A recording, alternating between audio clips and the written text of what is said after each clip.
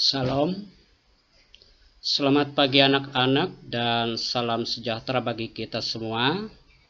Senang sekali kita bisa bertemu kembali pada pagi hari ini dalam materi pembelajaran pendidikan agama Kristen dan budi pekerti kelas 8. Namun sebelum kita masuk pada materi pembelajaran, marilah kita bersama-sama berdoa. Mari kita berdoa.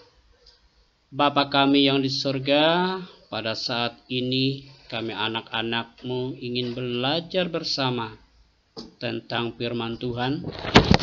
Tolonglah kami ya Tuhan, di dalam nama Bapa, Anak, dan Roh Kudus kami berdoa. Amin.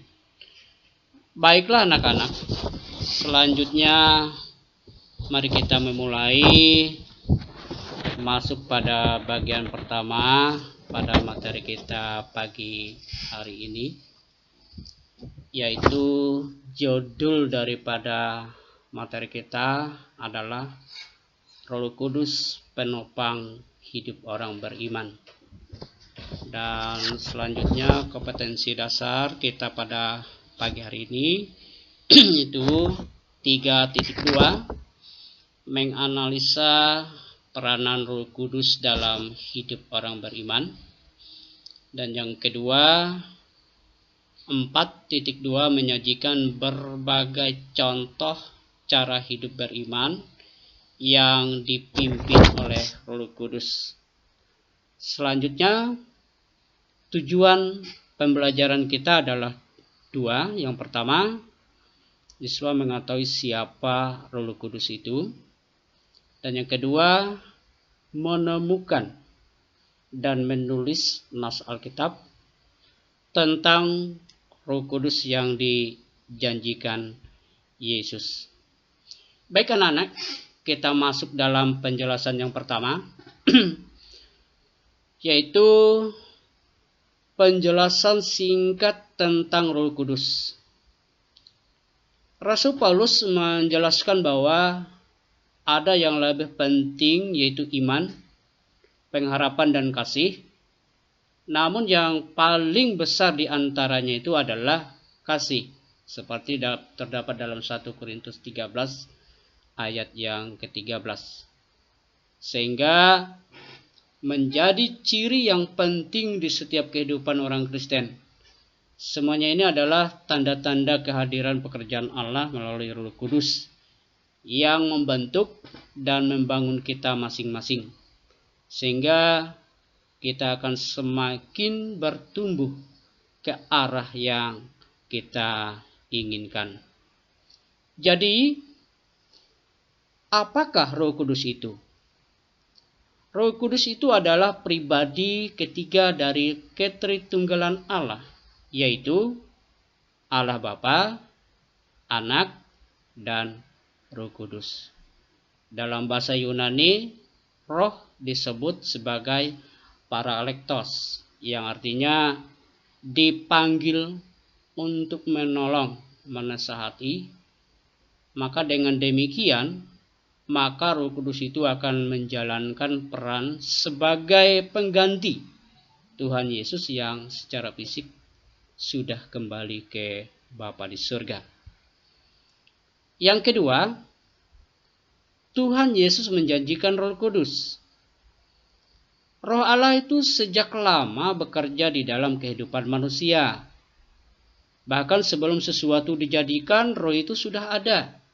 Seperti kita lihat dalam kitab Kejadian 1 ayat yang kedua. Roh Kudus menampakkan dirinya pada peristiwa pembaptisan Yesus di Sungai Yordan. Itu terdapat dalam Markus 1 ayat 10. Kemudian memimpin Yesus ke padang gurun untuk dicobai. Itu dalam Markus 1 ayat yang ke-12. Selanjutnya menjelang kematian, kebangkitan dan kenaikan Yesus ke surga, Yesus menjanjikan seorang penolong bagi murid-murid dan bagi semua pengikutnya, seperti terdapat dalam Injil Yohanes 14 ayat yang ke-26.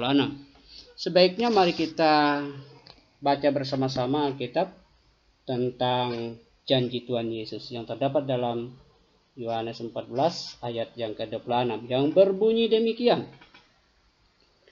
Tetapi penghibur, yaitu Roh Kudus yang akan diutus oleh Bapa di dalam namaku, Dialah yang akan mengajarkan segala sesuatu kepadamu dan akan mengingatkan kamu akan semua yang telah kukatakan kepadamu. Nah, anak-anak, demikian bunyi pembacaan dari nas Alkitab tentang Roh Kudus yang dijanjikan oleh Tuhan Yesus.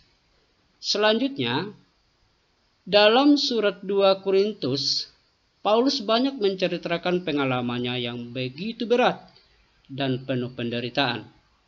Namun ia tetap bertahan dalam pelayanannya. Bagi Paulus jelas, Allah lah yang memberikan kepadanya kekuatan.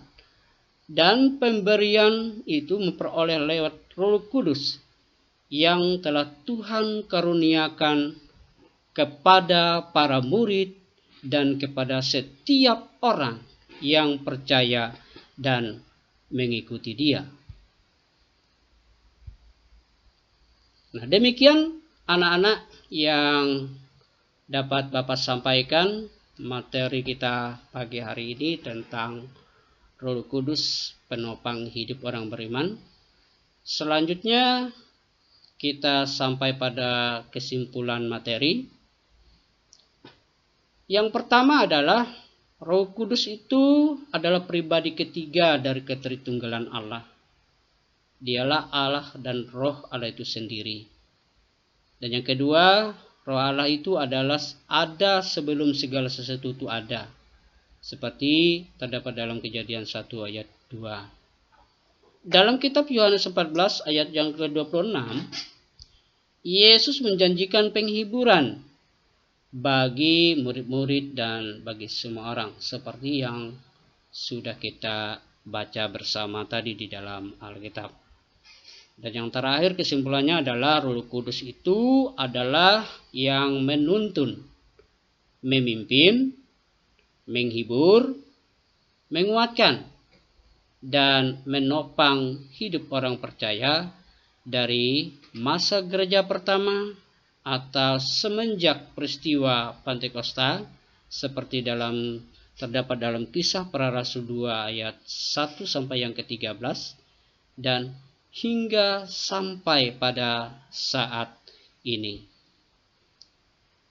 Selanjutnya tibalah kita di penghujung materi kita hari ini.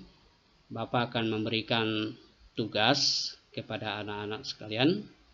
Dan tugas ini Bapak harapkan kalian kerjakan dengan baik.